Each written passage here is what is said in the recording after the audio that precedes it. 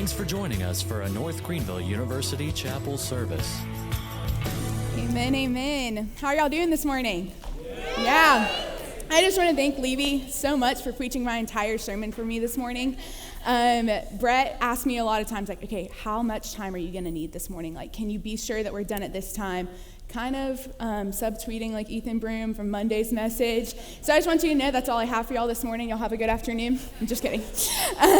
This morning, as y'all know, that we are going through like most of John 11, 1 through 44. And we're going to move really fast. So if you can, go ahead and pull out your copy of God's Word and just kind of groove with me as we're going. I tried to create some slides that would go along, so we'll see how well that goes. As Levy said, and I just want to thank Campus Band for leading us this morning, my name is Mandie Trainer. I am a secondary English education major, senior, so this is hopefully my last kind of traditional semester. And it is really an honor to be up here with y'all this morning. About a month ago, Brett asked me, like, hey, would you be down to lead student takeover or be a part of student takeover? And I'm going to let y'all know, I was like, I don't really want to do that. I can have a conversation with you all day long about the gospel and what the Lord has done to me, but speaking in front of 2,000 of my closest peers is not necessarily how I wanted to spend my last few weeks preparing. Second thing is I really struggled with trying to narrow down a topic of what to talk to you about this morning. We have been so blessed by so many great chapel speakers over like the last few years. It's just been incredible. And there's so many things that we could cover, and he didn't say like, okay, we're talking about this during student takeover. So met with my pastors, met with his wife, met with like multiple different people, and I was like, okay, this is everything that I could ever talk about that's been on my heart. Help me.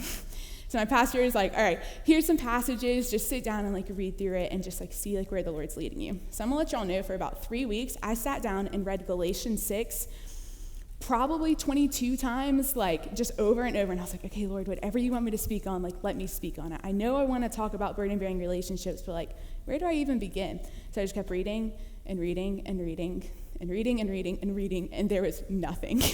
A few weeks ago, I woke up, and the Lord really reminded me of the story of Lazarus rising from the dead, and how Jesus wept. And I was like, who is the ultimate burden bearer in our life? Like, it's Jesus. Why am I not talking about him?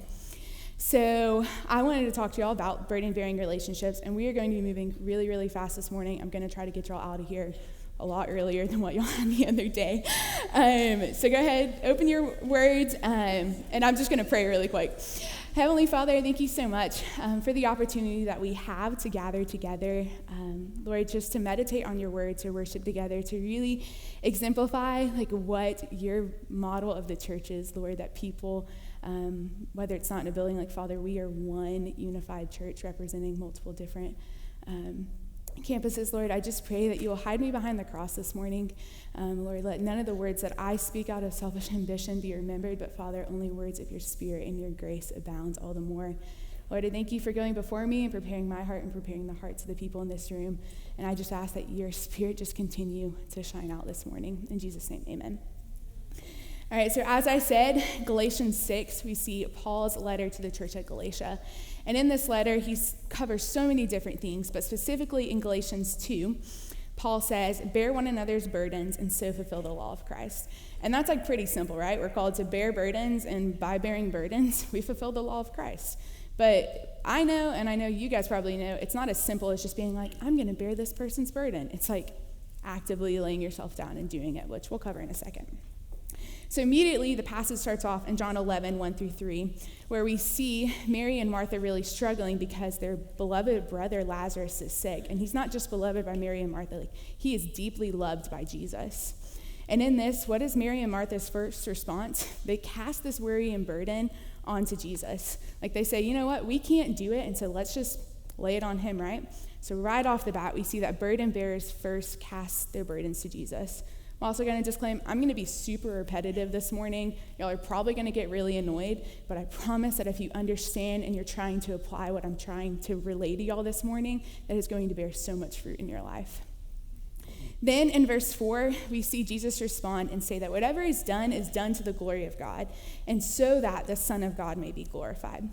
Notice how Jesus doesn't hear about his brother, his friend, like being sick and be like, I'm going to go and I'm going to heal this person right now. Or I'm going to go and I'm going to make sure that everything is well in my eyes and it's going to be great. Like, no, he waits. He doesn't jump at the opportunity. So we see here that burden bearers surrender fully to the will of God. Then verses 6 through 16, kind of a big chunk, we see that Lazarus has died, and Jesus describes to his disciples that he has fallen asleep and they must go to awaken him. Then disciples don't really understand, like most of the time when Jesus speaks. And Lazarus, like he says that Lazarus has died. Like, I have to go and I have to care for these people that I love, right? As they prepare, they're getting ready to go on the road, and Thomas, the lovely disciple who's commonly referred to as Doubting Thomas, says, Lord, like, you realize that they were trying to stone you here. Like, if we go back to this place, that we are probably going to die with Lazarus. I don't know about y'all, but I'm a Thomas. If Jesus said, hey, I want you to go back to this one place where, like, they're gonna kill you right here in this scene, I probably wouldn't be like, okay, let's go. Like right now, I'd be like, all right, let's think through this. Can anybody else go and fix this? And here we see that burden bearers have to die to flesh to serve the kingdom of God. Like, it is a must, it's not a choice. Then we jump down to verses 17 through 19, and we see that Jesus is on the road to go visit Mary and Martha and the other Jews that are comforting them in this time, that are consoling them. And in this passage, we see that Mary and Martha were not alone, that the Jews were bringing comfort. It says that, like, the Jews were with them. They were consoling them in this time of mourning. And we see that burden bearers have to allow themselves to be comforted by their community. As I was thinking through this, I started thinking about Proverbs 18:1, and it says, whoever isolates himself seeks his own desire. He breaks out against all sound judgment. And I know that when you are carrying things hard, because I'm definitely guilty of this, you'd rather go to your room and cry for hours with nobody knowing the depravity of what's going on than to actually walk up to your community and be like, I'm really suffering with this sin and it's weighing heavy on me. That's just not something that we naturally in our flesh desire to do. Then we jump down to verses 20 through 22. And at this point, Lazarus has been in the tomb for about 4 days. And Martha and Jesus, like, they're on the road. And then all of a sudden, Jesus is walking, and Martha hears that he's coming, and Martha just runs to him. I mean, she's like, this guy who I know is the end-all, be-all, the one in whom my soul loves, like, is coming to be with me. So Martha runs. She meets him on the road there. And immediately, let's look at verse 27, and it says, like, we can see how Martha responded. Martha said, yes, Lord, I believe that you are the Christ, the Son of God, who is coming into this world. Now, Martha affirmed the power and authority of Jesus Christ in this passage, and we see that burden bearers must believe and proclaim that Jesus is the way, the truth, and the life. Sorry about that.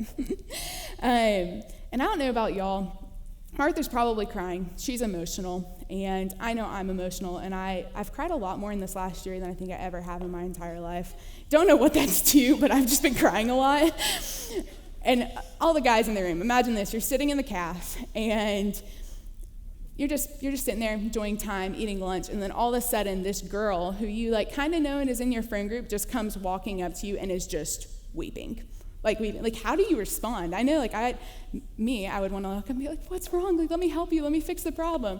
But I know a lot of people are just like, I'm not going to handle that one today. That is not my responsibility. So then we see in verses 23 through 27, I just said that. I lost my spot. I'm sorry about that.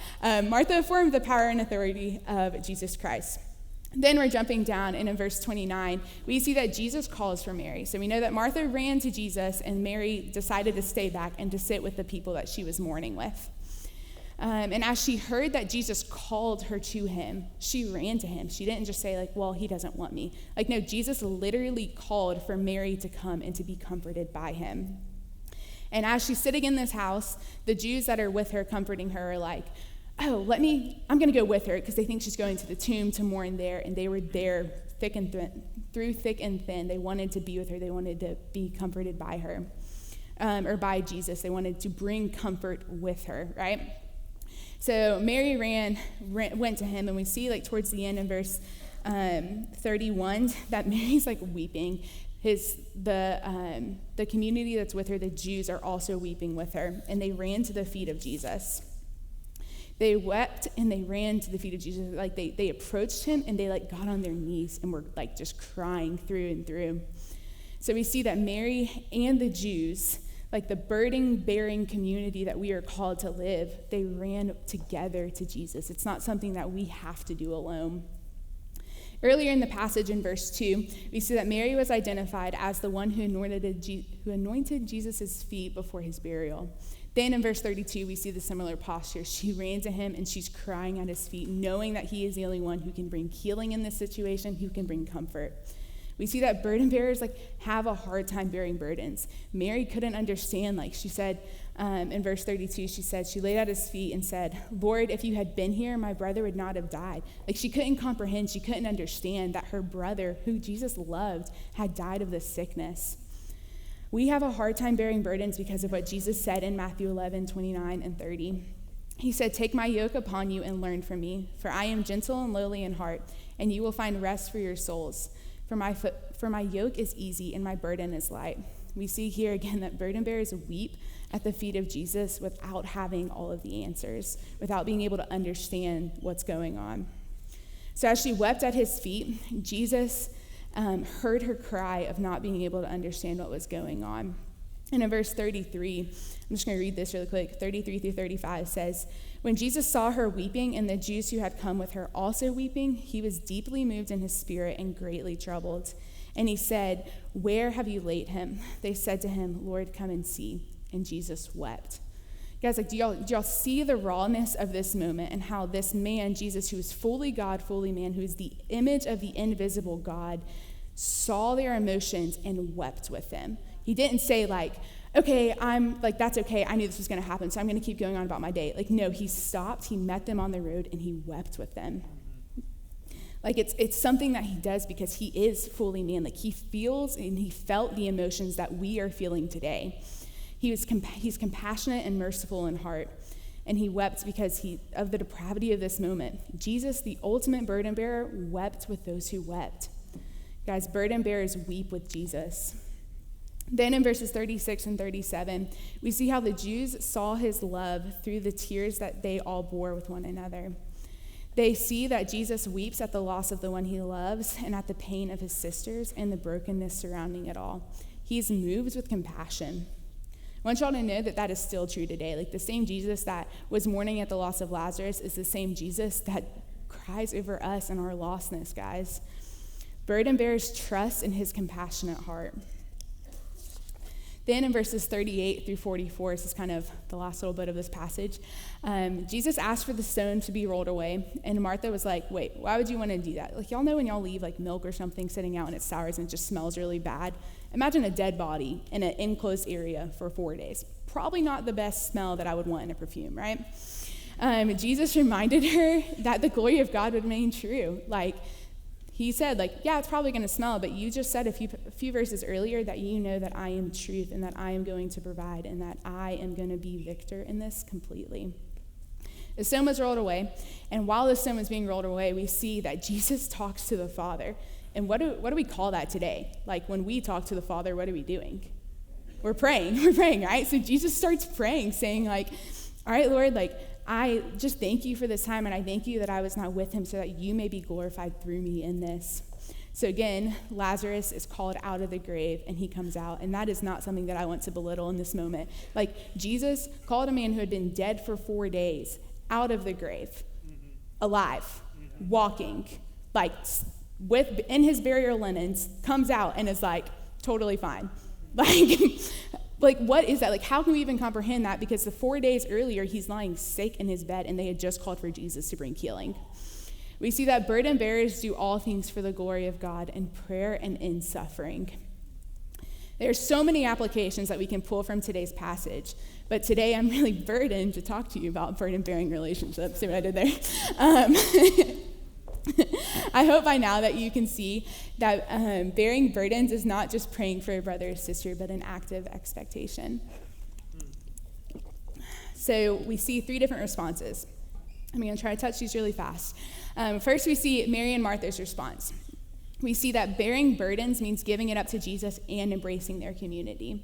So it's not saying that I'm just going to go to my community and I'm going to let them do all these things. And he's like, no, you lay at the feet of Jesus. You do everything you can to leave it at his feet. And even though like you feel like that's not enough because we're human and we're never satisfied, like we bring it to our community and we let them help us cast it on the cross. And by also bringing them into that, they know what's going on in our heads and are able to pray for us continuing forward and not just in that moment. We see an immediate need to surrender to Jesus and embrace the community and to trust in his goodness. So what does this kind of look like for us right now? And there's so many things that I hope that in your heart you're applying this to yourself. But the one thing that I can think of is like COVID's a very real reality. And if it's like you don't really see it much on this campus, it's all over the world still an issue. So that means when your at-risk family member gets diagnosed with COVID and you are filled with fear and anxiety because you're not there and you can't help, and even if you were there, you couldn't help, you just have to sit there and pray, that you first cast that to Jesus, trusting that whatever happens is for his glory and his glory alone, and talk to those who are around you so that they can not only lift you up in prayer and give you wisdom and discernment on how to handle it, but also be praying for that family member and praying for healing. Then we see the disciples and Jews' response. And this is probably, like, I'm going to talk about Jesus in a minute, but I love the contrast, but also the similarities in between the disciples and Jews' response. We see that Jesus called them all to bear burdens to the point of death and in community. We see in both examples that there's a sacrifice of self in the disciples' unwillingness to go, and there's a sacrifice of self in the Jews' willingness to go and sit. Like, I'm not saying that the Jews were sitting there and being like, let me cook your meals, let me do these things, but they sat and they mourned and they wept with one another. In both responses, we see a call to die to self, whether that means canceling all your plans and sitting with the person who's grieving, or actually being like, yeah, you might not physically die, but emotionally a part of you might die inside. And you're like, I'm going to go sit with them and bear this burden with them. It means that when you're friends, like guys, I know we're in college, that friendships have seasons of coming and going, whether you're in a relationship and you're dating somebody, or you have a hard time with your roommate, or like just a friend you were once really close with, you're not really close with anymore. Like, those things are hard. And like, we were also made to grieve those things because it's not something that you should just move on and be completely fine with. So it means that we're going to bear those with one another, and that when our friends are struggling with it, we're going to sit and we're going to cry with them, even though the person might not physically be dead. They're just dead to us, right? We know that his yoke is easy and his burden is light. Bearing burdens is fully embracing what Paul commanded in Romans 6, that we must constantly die to self. Then we see Jesus' response. We see that bearing burdens, burden-bearing relationships, I knew I was going to mess that up, are first to be cast on the Father as we bring our all to his feet. We see that Jesus proclaims all things good for the glory of God, that he patiently surrenders all things to the will of God, and he listens and weeps with us because he is compassionate and gracious and merciful. For all my education majors out there, this means that when you're taking that upcoming praxis test, like I'm taking on Friday, #bear that burden with me, whether we pass or fail, that I have to surrender my results to the Lord and trust that even if I fail this, I'm going to pass it before I start student teaching in January. Or that when you're taking, I mean, we're not taking SATs, but at one point you did take an SAT because you're here in college. And that whatever you pass or fail, like, you have to surrender that to the will of God and trust that, like, okay, Lord, I'm not going to do as great on this as I thought I did, but I'm going to trust that you had this in your plan and that you're going to provide. Today, as I close, I want to share a quick story with y'all. Well, it might be a little long, but I'm going to try and make it quick. If you know me at all, you know that I love three things: Jesus, people, and sharing the gospel. Pray that is always true, because those are all really good things. And the love for any of those three things in any combination means that bearing burdens is really hard, and it comes just living in relationship with other people. So as I stand here today, I'm not saying that I'm perfect at this, that I have any of the answers, that even everything I tried to pull from Scripture is what you have to do time and time again. But it's something that, like, I know that we can strive for in it. About this time last year, I had the opportunity to go door knocking in an apartment complex not too far from here, to just pray for people and to share the gospel as much as possible about every Sunday afternoon. I tried to make it like a consistent habit. Throughout my time there, about my second time knocking on the door, I met Sammy and Jordan. Sammy and Jordan are a brother and sister duo who Sammy is 22, dropped out of high school at 16. She's just cognitively not like super there, like really struggles when we're reading the word and just like trying to comprehend what's going on. And then Jordan is on the spectrum. He also just struggles cognitively, unless it's with video games. Like he loves video games. We'll talk about through and through, but I don't know if y'all can tell, but I'm not a gamer. And every week we would talk and try to live life with him, and it was hard. Like not just sitting and like talking with them about life, but like listening to the story that's going on in their life. About a few weeks in, Sammy made a proclamation of faith. Like she said, like, I want to live my life to glorify God. And over the last year of walking with her, unfortunately, it's just been evident that there's no fruit there. So still trying to love her and be consistent with her when I know it's not how I'd want it to be. And in this time, Sammy started confessing to me and my friend about the emotional and sexual abuse that their father played into her life, and how in this time it caused her to start cutting herself and thoughts of suicide, just like really hard things. And in the meantime, I'm a 20-year-old girl. I have no idea what I'm doing. Like, honestly, I've never really had any like really hard, really heartbreaking things like that happen to me. And so hearing these things and being able to be like, I want to help, but I don't know how. Like there is just no way to like fix the situation. And if you know me at all, I'm a fixer. Like if you tell me about a problem or a need, I'm going to do everything in my power to fix it in that moment. So casting burdens on the Lord does not come naturally. Over time, I just kept meeting with Sammy and Jordan and just like hearing these hard, gut-wrenching things that should break any person's heart over and over again. For a few months, it was just me and my friend, and we would just go and we'd listen and we'd try to carry it. And then it started affecting my mood and my emotions and what was going on in my heart, just like over and over again. Like wasn't like doubting God, but I was doubting aspects of his character. I'm like, how can somebody that's so compassionate and merciful do this to these people? Like allow these things to happen, right? And in that, I was reminded that I have a community, I have a small group, I have a mentor, I have people in my church that are ready to bear these burdens with me. It's just a matter of me laying my pride down and taking it to them. So in this, I started telling my community about it, started telling my mentor about it. She reminded me of Hebrews 10:24-25 and said, "And let us consider how to stir up one another to love and good works, not neglecting to meet together as is the habit of some, but encouraging one another as all the more as you see the day drawing near." Now, I can tell you right now, I did not have the willpower to lay it at Jesus' feet the way Mary and Martha did. Sometimes I still don't. I cry a lot over them. I cry a lot about other things. I just told you I've cried a lot over this last year. But I know that like the Lord is in control, that he has provided this for us. He's surrounded us with community, whether you are really involved in your church or your athletic team or your small group that you have, or you and your SLT have a really great relationship. Like the Lord has put you around people to bear burdens with one another.